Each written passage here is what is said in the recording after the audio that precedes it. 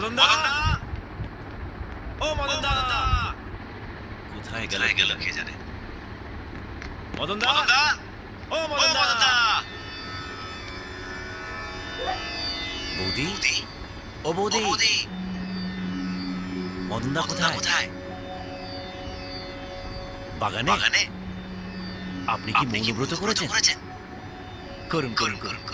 আপনি যত চুপ করে থাকবেন মদন দা ততই লাভ। পারলে চোখগুলো বন্ধ করে রাখবেন, তাহলে বাইরে ওই সিনগুলো দেখতে পাবেন না। আসি তাহলে।